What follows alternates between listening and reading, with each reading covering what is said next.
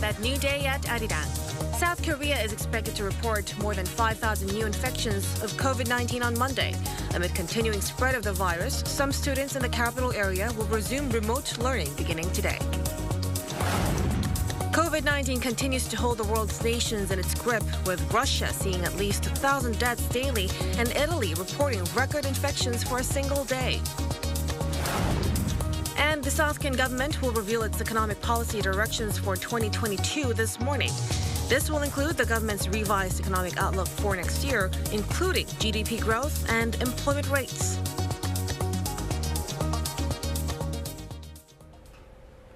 Hello and welcome to this Monday edition of New Day at Arirang. It's 8 a.m. on December 20th, a new work week here in Seoul and a day closer to Christmas. Welcome back to Mo-kyun. Thanks for joining us. I'm Mark Broom. Yes, and I'm Kim Mo-kyun. Now, over the next hour, we'll take a look at the big news stories of the day and get expert insights on the issues facing Korea and the world. Right, so let's start with the coronavirus situation in the nation. South Korea has reported its highest number of new COVID-19 cases for a Sunday by the 9 p.m. cutoff time. Critical cases remaining above 1,000 for 2 days in a row now. And as the country hunkers down during this difficult period, schools in the capital area are also winding back their in-person learning due to the latest surge. For more COVID-19 related updates, we have our reporter Kim Yeon-seung here in the studio. Welcome, Yeon-seung. Good to be here, Mo-kyun, Mark. Now let's start with the COVID-19 situation here in South Korea. Well, Sunday's late night COVID count hit a new fresh high, close to 5,000 cases by 9 p.m. The caseload jumped by more than 300 from the same time last week.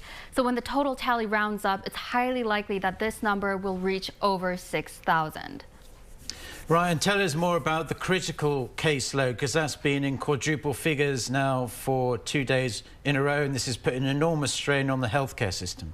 Exactly. So the critical caseload on Sunday has also topped 1,000 for 2 days in a row. The medical frontline is really feeling the strain of the hike in critically ill patients.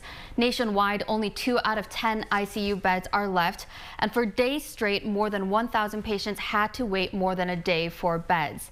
And this overload in the COVID-19 sector is actually affecting the entire medical capacity. In Gyeonggi-do province, there was even a case of a pregnant woman who had to give birth in an ambulance because there were no beds left to accommodate her in all of the 16 hospitals in her vicinity. While the bed shortage problem is becoming even worse by day. Now, aside from that, Yeon-seung, what about cluster infections? Are we worried about some cluster infections here in the country? Well, there has been a worrisome cluster infection in a prison facility in Chungcheongnam-do province. 12 infection cases were detected last Friday, with 57 individuals now confirmed, including 54 inmates and 3 staff. The nation already experienced prison-wide infections last year, with more than 1,000 inmates and staff becoming infected because of the dense and poorly ventilated conditions at prison facilities. So this time, health authorities are really focusing on taking control of the spread before it escalates into a repeat scenario.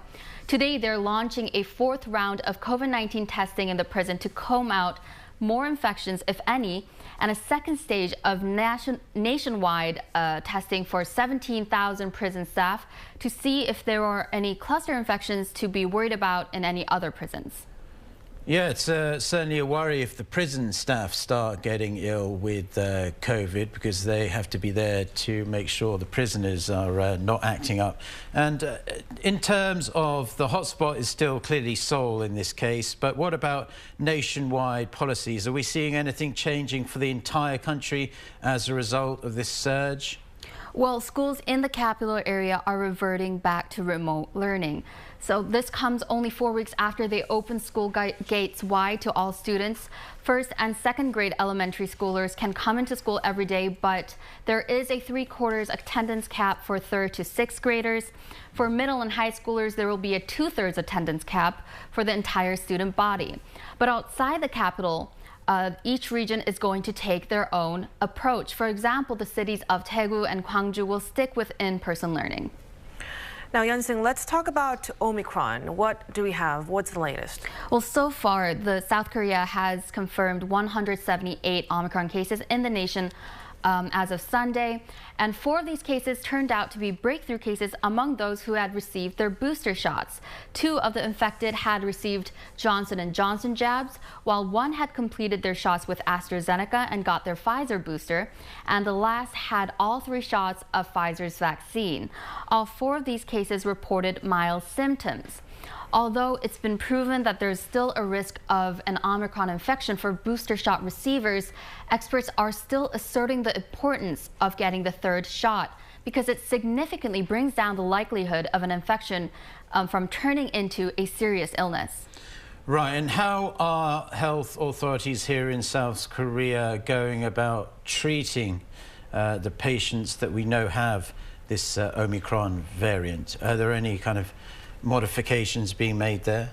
Well, the Omicron is particularly worrisome because, as I reported before a few weeks ago, there's been preliminary studies about how the current methods of COVID-19 treatment may be less effective against Omicron. Well, further studies continue to show results in tune with these earlier studies, and there's a possibility that the methods of antibody treatments that we have on hand from Regeneron and Eli Lilly may be sidelined as the Omicron spreads. Another antibody drug from British drug maker GlaxoSmithKline may rise as the most potent treatment against Omicron. But since this drug isn't as widely used, there may be a supply shortage. All right, Hyun-Sung, thank you so much for your report. We'll talk to you again tomorrow. Thank you very much for that report. Now, countries around the world continue to grapple with the rapid spread of COVID-19, especially the Omicron variant. Italy has reported its highest number of new daily COVID-19 patients in over a year, while Russia is seeing over 1,000 related fatalities a day. Kim Hyo-san has the story. Italy has recorded a sharp rise in new COVID-19 infections with only a week until Christmas, prompting major cities to cancel festivities. On Friday, the country logged over 28,000 new cases, Italy's highest daily tally since November last year. Local media also say this is the highest number since the rollout of COVID-19 vaccines. Against such a backdrop, Italian health authorities are urging the public to get a 3rd booster dose, saying they need to be, quote, responsible over the busy Christmas period. Russia is struggling with a sharp uptick in the number of COVID-19 related deaths. The Kremlin said Sunday that President Vladimir Putin is deeply concerned about Russia's COVID-19 mortality rates, as over 1,000 people are dying every day. With the rapid spread of Omicron, Germany's health minister has underscored the importance of booster shots. The only thing that reliably works against a severe case of the Omicron infection is a booster vaccination. He also expressed concern the variant could soon unleash a massive 5th wave. This comes as the new expert council of the German government called for tougher restrictions to slow the spread of the new strain, explaining Omicron has brought a new dimension to the pandemic. Experts say Omicron cases are doubling across the country every 2 to 4 days, faster than any previous variant. Amid the 5th wave of the pandemic in Israel due to Omicron, Prime Minister Naftali Bennett urged citizens to step up vaccinations, especially for their children. The children vaccine is safe and it's under the responsibility of the parents. A protected parent who got vaccinated 3 times must also protect his or her children. Don't leave the children exposed and vulnerable in the face of the arriving Omicron. Over 130 Omicron cases have been confirmed in Israel, with more than 300 suspected cases. Its government has imposed a travel ban on over 50 countries, including South Africa, France, and the UAE. It's also mulling banning Israelis from traveling to the U.S., which could mark a significant step for the government, considering the close ties between Israel and the United States. Kim Hyo-sun, Arirang News. Now it's time for On Point, where we speak to experts to delve deeper into the biggest news stories in the spotlight right now. On Sunday, the number of patients in South Korea critically ill with COVID-19 was over 1,000 for the 2nd day in a row. The new daily infections also remain stubbornly in the several thousand range, despite the country's very high vaccination rate. The South Korean government has also reimposed restrictions to try and contain the surge, but these measures staying in place until early January. But very likely to be extended, of course, and perhaps even toughened if the situation worsens, like many experts predict might actually happen. Also, as we just heard from our Kim Yeon-sung, the number of COVID-19 deaths per day is also rising rapidly. Right, and before, South Korea might see daily deaths in the single or low double digits. Now, we are seeing numbers in the high 70s to 80s each day. However, despite its rampant spread in other parts of the world, especially in Europe, South Korea hasn't yet reached a cumulative 200 cases of the Omicron variant, despite confirming its first case a few weeks ago. For more, we connect to Dr. Alice Tan, internist at Ms. Mary Women's Hospital in Seoul. Good morning, Dr. Tan. Good morning. Now, Doctor, given how quickly it's spreading globally, Omicron appears much more transmissible than previous strains. For example, the UK is now seeing, 10,000 new Omicron cases a day, and population-wise, there isn't a huge difference between the two countries. So why is Omicron barely spreading here in South Korea? Well, I think in terms of the two countries, if we compare the UK with South Korea, first of all, there is a huge difference in the level of transmission of COVID in general in the two populations.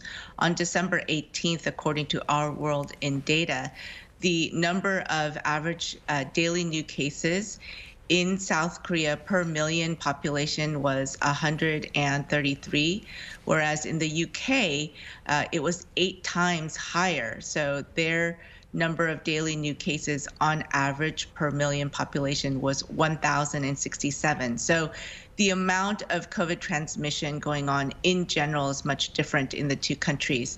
Secondly, the level of restrictions was much looser in the UK. They only tightened restrictions very recently. And I think that contributed also to the spread of COVID in general, but also Omicron.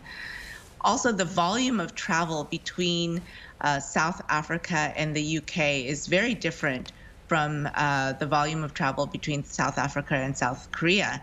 The UK is the #1 country that has tourists going into South Africa in the world. So I think they're just the number of imported cases, the volume was much different.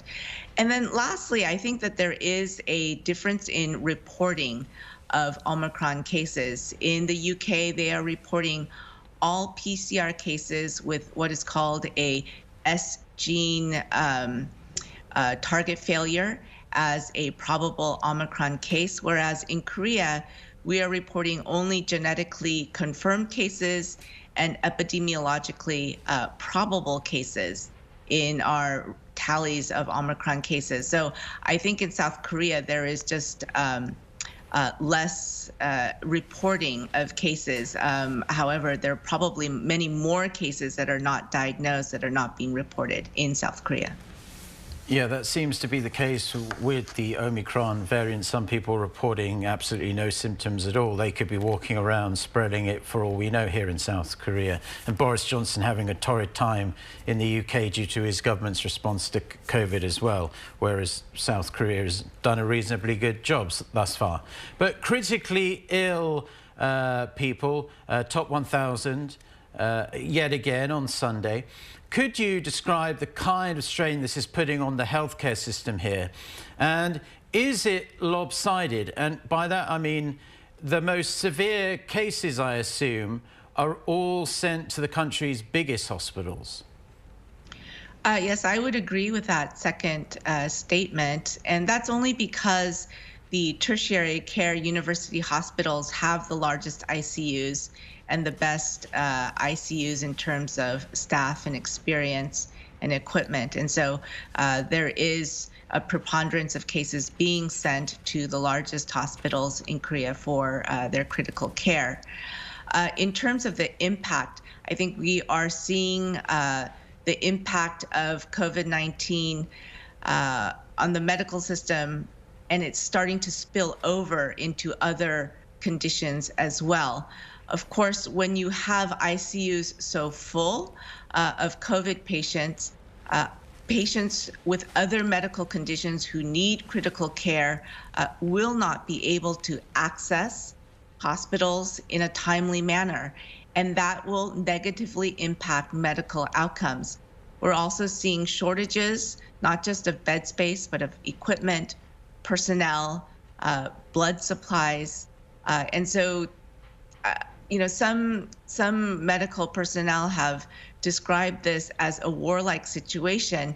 And I can't imagine of any other situation other than the pandemic or a war where we see 500, 600, 800, 900 new admissions daily. And this has been going on, for weeks now. And so this is certainly a very concerning situation, not to mention the burnout that it's causing among medical staff. I mean, this is going to take a toll. Yes, it is indeed very concerning. Now, going back to the Omicron variant, now, Dr. Tan, how do the symptoms vary from the Delta variant? And for people who have had their booster shots, how does that affect their immunity against Omicron? Well, the good news about booster shots is that they do seem to offer a very high degree of protection against the Omicron variant, not so much in terms of infection, but we presume that it will protect against hospitalization and deaths due to the Omicron variant. In terms of symptoms, so far in Korea, the most common symptoms have been headache, chills, fever, sore throat, and cough. There seems to be less loss of taste and smell with the Omicron variant compared to the Delta variant. But, I would like to stress that some people at the beginning, they said, oh, Omicron is going to be just like a cold. Nobody dies of a cold. And yet there have been at least 7 fatalities due to the Omicron variant reported out of the UK. And so we do need to stay vigilant, and we need to remember that severe cases and fatal cases can result from the Omicron variant as well.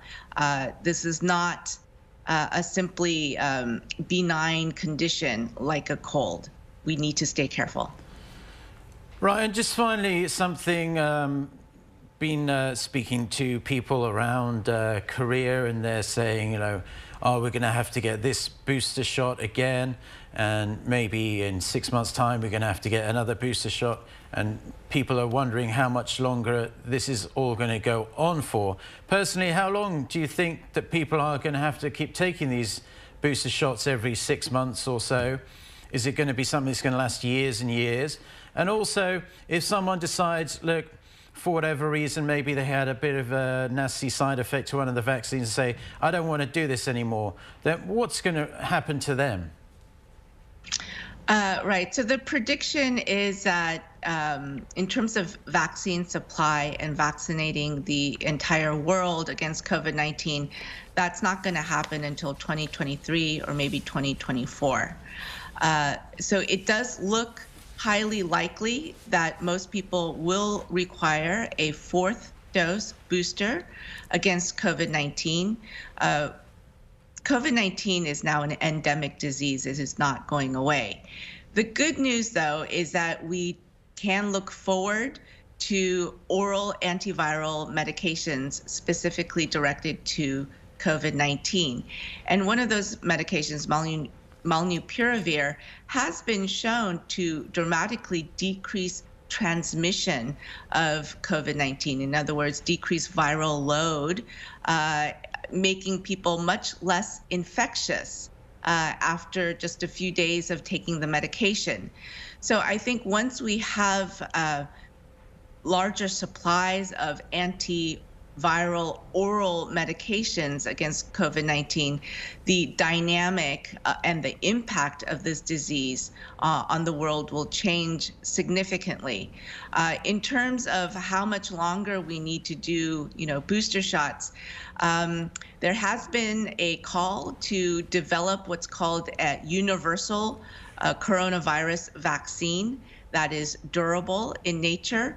And so hopefully once something like this is developed, we will not need every 6-month boosters, but it may be a situation similar to influenza where we have high-risk groups who need to get a yearly influenza shot. And so that might be the situation going forward, that vulnerable groups may need to boost their protection against COVID-19 for many years coming forward. This is something that I think people need to mentally prepare for. All right, Dr. Tan, as always, we're grateful for your insights, and thank you so much for joining us. Thank you. Now, moving on, President Moon Jae-in will receive a series of reports starting Monday on the achievements made during the past 5 years of his administration and on policies that will run through the end of his term in May of next year. Now, the Blue House said Sunday the reports will be in written form because of the COVID-19 situation. It said their purpose is to make sure the administration moves ahead consistently until the very end. The government has set 5 key tasks to work on: people's livelihoods, North Korea, lowering housing prices, the Korean New Deal, and carbon neutrality, as well as pandemic response. The South Korean government will reveal its economic policy directions for 2022 in the coming hours. This will include the government's revised economic outlook for next year, including GDP growth and employment rates. Finance Minister Hong Nam-ki said this month that next year's economic policy will be focused on supporting pandemic-hit small merchants and helping the economy make a full recovery. The Korea Electric Power Corporation is set to unveil its electricity rates for the first quarter of next year. Monday's announcement on whether to freeze or up them will be decided after consultations with the Finance Ministry and the Ministry of Trade, Industry and Energy. The decision will be posted on KEPCO's website in the coming hours. Starting next year, the South Korean government will introduce a fuel cost indexing system that reflects changes in fuel prices each quarter. Working from home has become much more commonplace for employees in the era of COVID-19.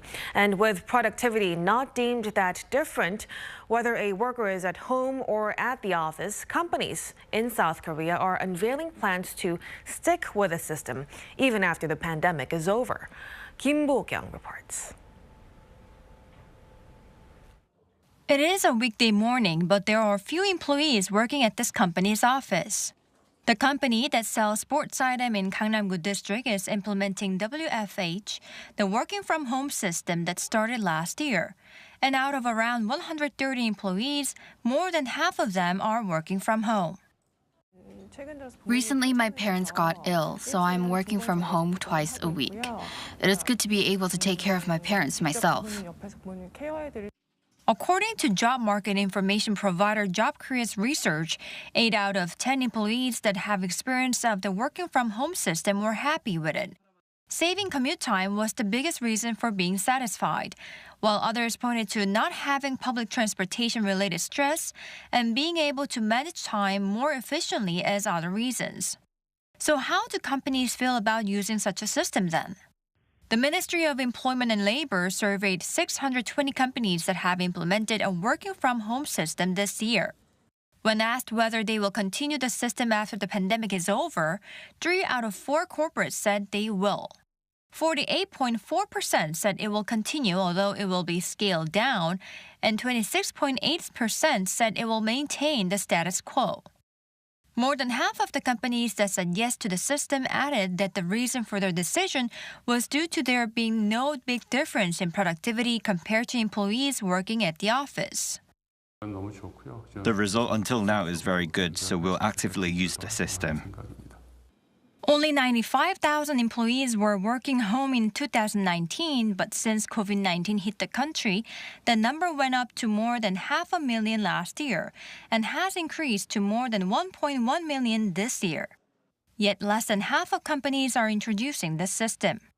For more companies to follow the trend, the government is set to expand the pool for its free consulting program, give incentives of around $3,000 for each working from home employee, and continue its project offering $16,000 to companies to establish the system.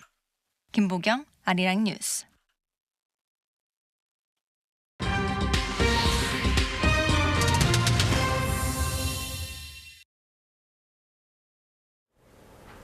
It's time for Global Insight, where we speak to experts from around the world on issues making headlines.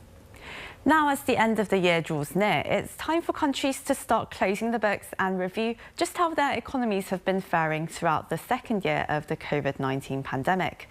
And despite the ongoing spread of the coronavirus and various global barriers to trade, it seems South Korea has been performing relatively strongly, becoming one of the world's 10 biggest economies earlier this year and is expected to record a historic high in export figures in the year of 2021. But there have also been some structural issues too, casting uncertainty for the future of the South Korean economy. We discuss South Korea's progress and prospects in its economic growth with Krishna Srinivasan, Deputy Director of the Asia-Pacific Department at the International Monetary Fund. Very warm welcome to you. Thank you for joining us. Good morning. Pleasure to be here. Well, South Korea's economy, it grew 0.3% in the third quarter of this year, and that was actually a slowdown from the 0.8% growth seen in the second quarter. And this downward trend's been continuing throughout the year, actually, throughout 2021. But Korean policymakers, they seem to be staying quite optimistic, though, and they've projected a 4% growth for 2021, haven't they? But your organisation, the IMF, you forecast 3.6%. So what's behind your estimate, and what's really the reason for this gap? Again, it's a pleasure to be here. Just let me make one small correction regarding our forecast. You had mentioned a number of 3.6%. Now, this was from an earlier vintage of our forecast. If you look at our October World Economic Outlook forecast for real GDP growth for Korea, we had it at 4.3% in 2021 and 3.2% for 2022. And this projection is broadly similar to what the authorities have projected. Now, going back to your question, the economy has rebounded quite nicely, and economic activity is about pre-COVID levels. And I would attribute this to two key reasons. First, I would say effective containment of the pandemic. The COVID-19 situation has improved significantly, with case rates remaining low compared to most countries, and the authorities have recently met their target of vaccinating 70% of the population.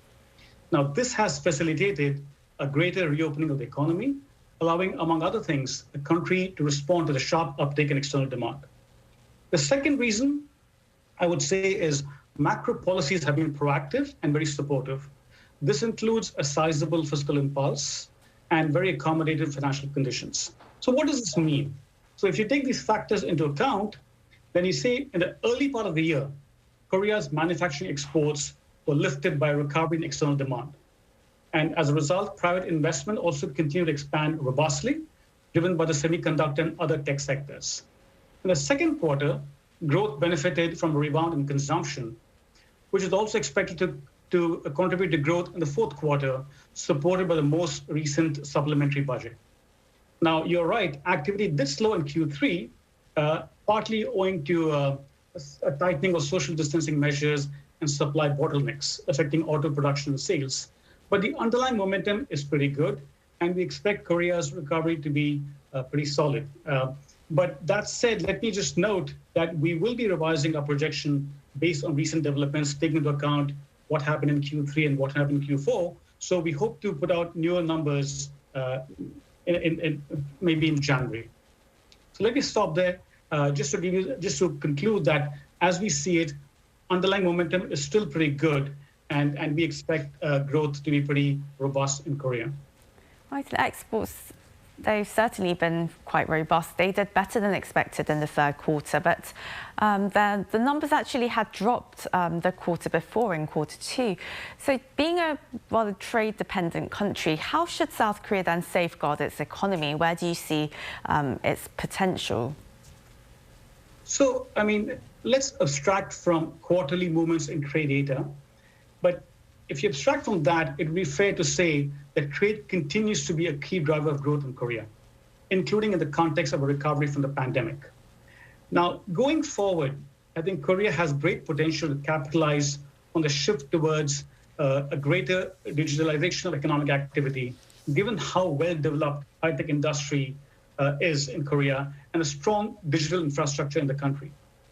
And I would also note that Korea's response to the COVID-19 outbreak has also demonstrated potential in new areas such as medical and biotechnology sectors.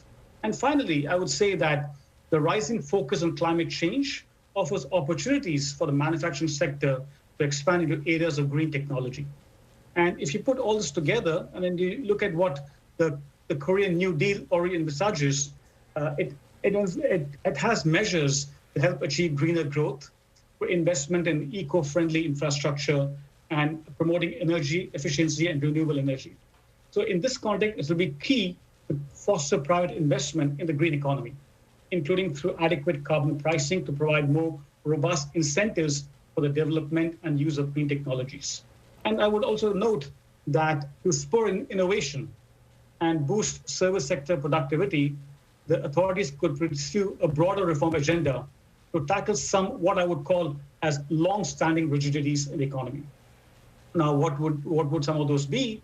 I would say you can think in terms of lowering legal barriers to entry and to lower startup costs, simplifying complex licensing and permit requirements, reviewing and adjusting regulations that inhibit the expansion of small, medium, and term enterprises, and increasing the flexibility of employment regulations. So there are a number of reforms that could be undertaken to make the economy that much more dynamic, to take advantage of a world we are moving into where there'll be a lot more role of digital technology, where Korea is well placed to take advantage of developments. The IMF is warned that the country's debt to GDP ratio is on the rise and expects it to climb to 53.2% this year and to 69.7% by 2026. How significant is this to actually pass this 50% threshold? Should it be raising alarm bells here? Again, a very good question. Now, while public debt is expected to surpass 50% of GDP this year, right, and that you'll define the threshold, I think Korea's debt level is still low by high-income country standards, right?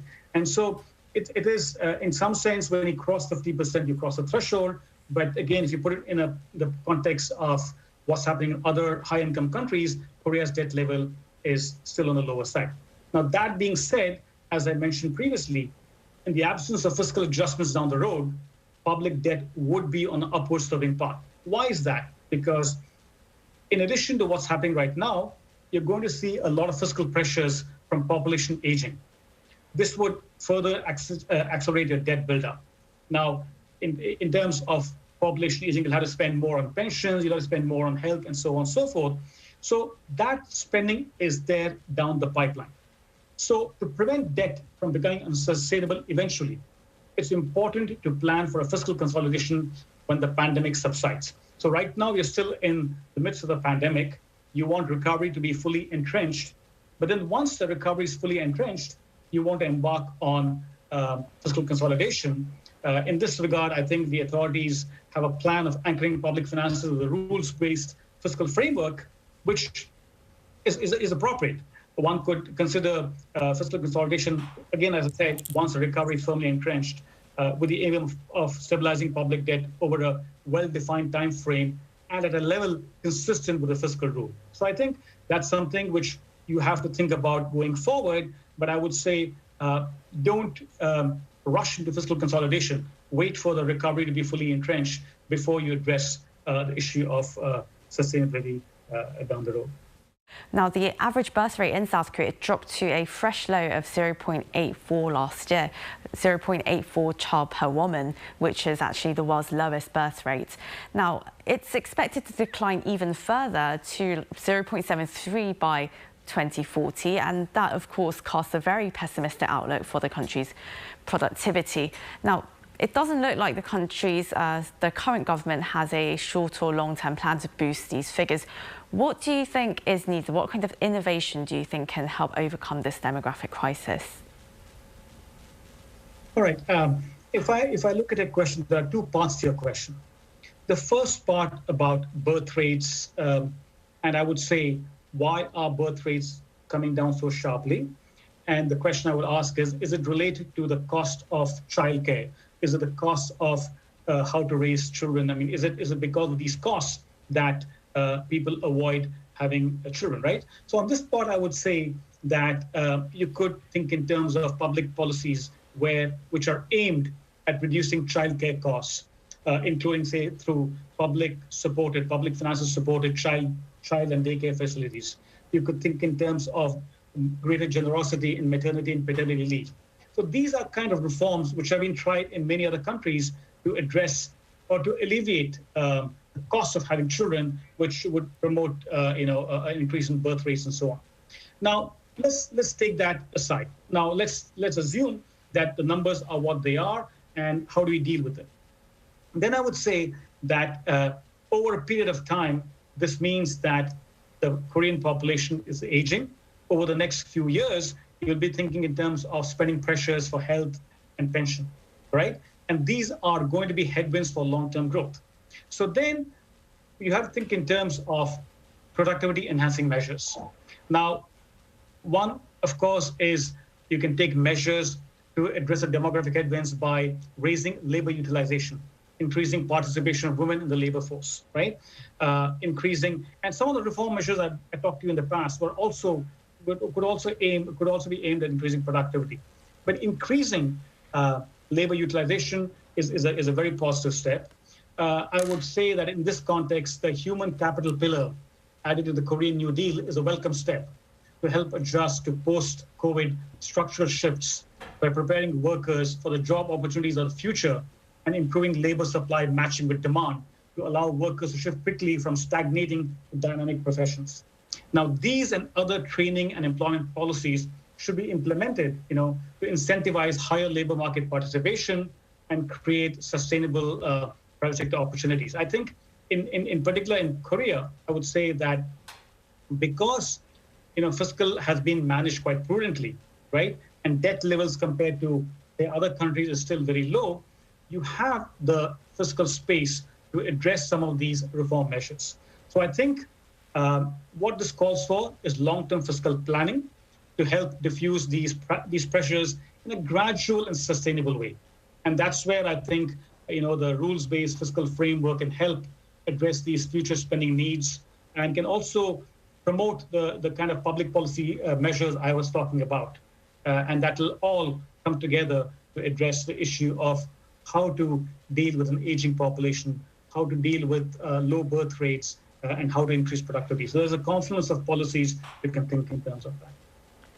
Right, well, before we let you go, now with uncertainty surrounding the whole Omicron variant and the ongoing supply chain and energy crises around the world, what will Asia-Pacific economies have to really brace themselves for? So the Omicron variant just tells you that pandemic-related uncertainty is not behind us, right? Earlier we were worried about Delta, now we're worried about Omicron, but the bottom line is the uncertainty related to the pandemic continues to stay with us. So we have to think in terms of how to deal with downside risks to growth. How do we think in terms of policies? How the region has to think in terms of policies. How do we withdraw policy support? When do we withdraw policy support? And so on and so forth. And the second question you talked about is on energy prices. Again, one of the reasons why we see headline inflation rising across many countries in the world is because of an increase in import costs led by energy prices and so on, right? So there the question is, we think, at the IMF, we think that some of these inflationary pressures are temporary, transitory, and so on, led by high energy prices and supply disruptions, partly based on the pandemic. Then the question is, what if these inflationary pressures are not transitory? Then how do we deal with that? So that's the other set of issues that to worry about. On the one hand, how do you deal with downside risks to growth because of the pandemic and other uncertainties? On the other hand, what do we do if inflation is not transitory, but actually more permanent? How do we deal with that? So these are the kind of these are the kind of issues you have to deal with, which when you think in terms of uncertainty from the pandemic, the Omicron variant, and supply chain bottlenecks. I see. Well, that was Krishna Srinivasan, Deputy Director of the Asia Pacific Department at the International Monetary Fund. Thank you very much for your time. Thank you so much.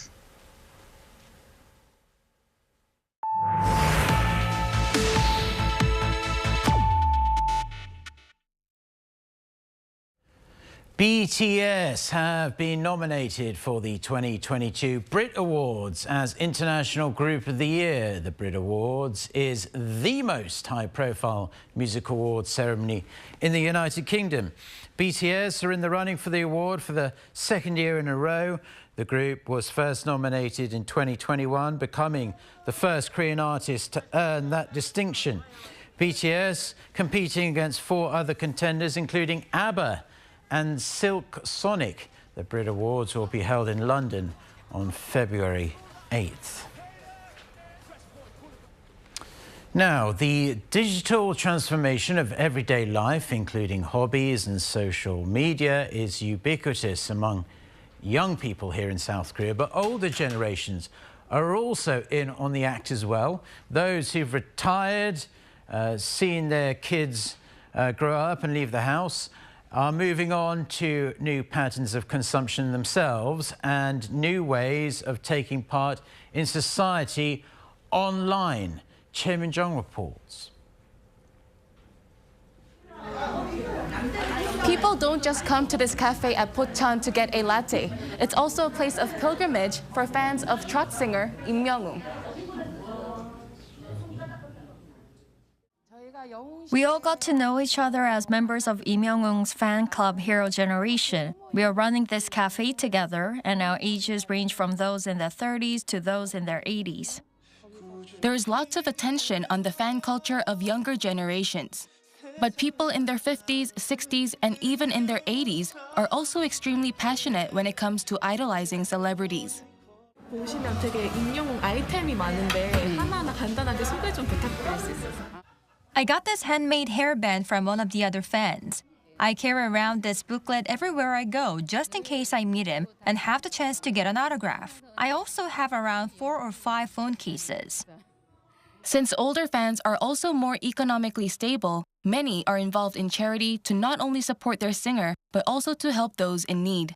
This year, fans in North Gyeonggi-do Province have raised more than $3,400 for around 60 single-parent families and firefighters. Im Myung-woon rose to stardom after winning first place in trot competition reality TV show Mr. Trot.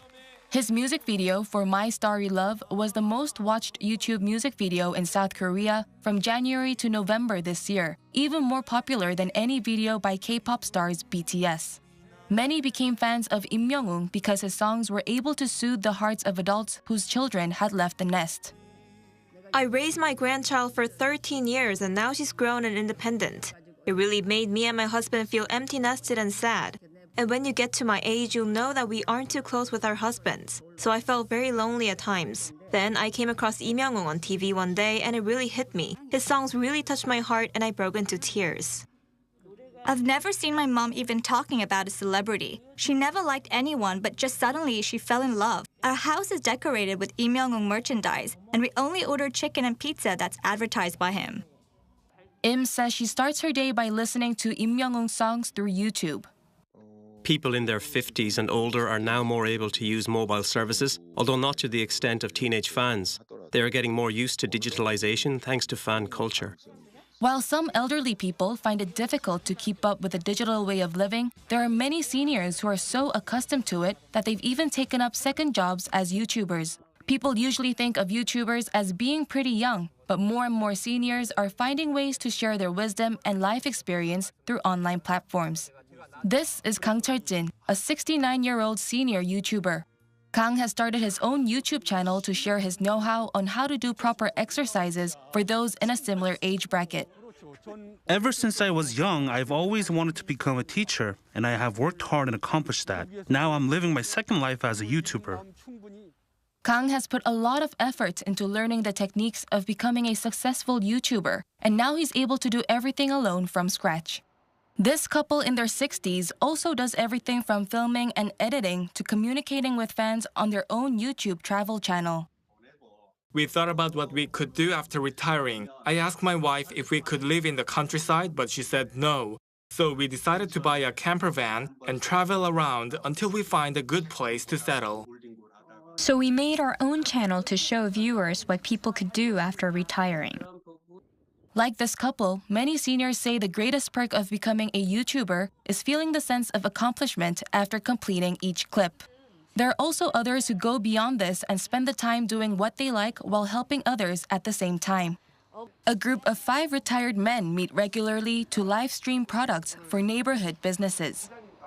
Today, we're here to promote a flower shop because many business owners are struggling to sell their products amid the pandemic. We spend our own money and time doing this, and it feels great that we can help people out. If I was working in a company, I wouldn't have had the time to do this. With older adults changing lifestyles come new consumption patterns. Rather than cooking meals from scratch, more and more people in their 50s and older are starting to buy easy-to-cook meal kits. Just like this one, which has all the ingredients that are needed to make a soft tofu stew. These kits are no longer just for the younger generation. I live alone now, so I don't eat much. If I buy meal kits, I don't have to cook a large quantity. I become lazier as I get older. Back in the days, these meal kits didn't exist, but nowadays there's so much we can buy. It's better than going to markets and buying all the ingredients every time. According to a trend report published by Lotte members, sales of meal kits increased 16% in 2019 compared to 3 years ago.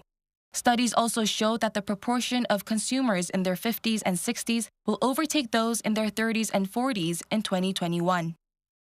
Many of the children of those in their 50s and 60s have jobs or are married. So in most cases, it's just 2 people in the family. Most consumers would think that it's inconvenient to make food from scratch. Online shopping platform Market Curly has also seen an increase in the number of users in this age bracket.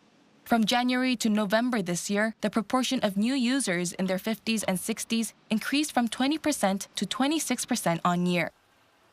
The most popular products were fresh food like fruits and milk, as well as meal kits. Older people used to shop offline most of the time, but once they started to use online platforms, many realized that the quality of the product was not bad. And because it's convenient, the elderly picked up the pace in familiarizing themselves with online services. For many older Koreans, the next chapter of their lives involves online services, keeping up with the current trends, and doing things they didn't previously have time for. 최민정, Arirang News.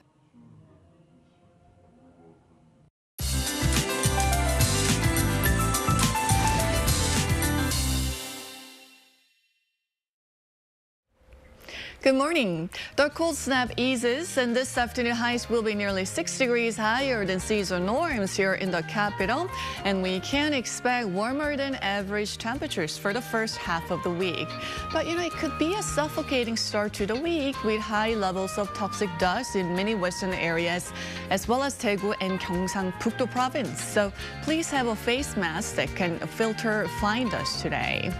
Due to Saturday's heavy snow, some roads and sidewalks can still be icy and snow-covered, so please drive with care this morning. Meanwhile, Gyeongju and Daegu are waking up to sub-zero morning temperatures at -3 and -2 degrees Celsius. Highs in most areas will go up to double digits by the afternoon, and Seoul will be going up to 10 degrees. Gwangju, Busan topping out at 13 degrees Celsius this afternoon under mostly sunny skies. Well, Wednesday marks winter solstice, then a very strong cold front will be settling in on the Christmas morning and will hit its peak on Sunday. Meanwhile, east of Gangwon-do province looks like having a white Christmas for now. With that, here's a look at the weather conditions around the world.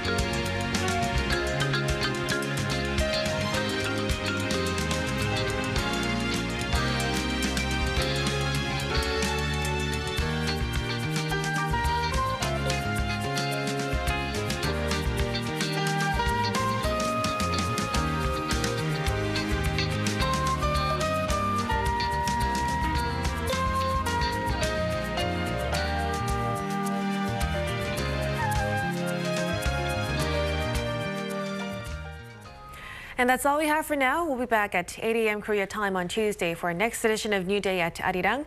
We appreciate you tuning in. I'm Kim Mo-gyan. Yes, thank you for joining us. We'll be back all week at the same time, 8 a.m. Korea time, and I'll be back minus Mo-gyan at 10 a.m. Korea time for our next newscast. Until then, goodbye.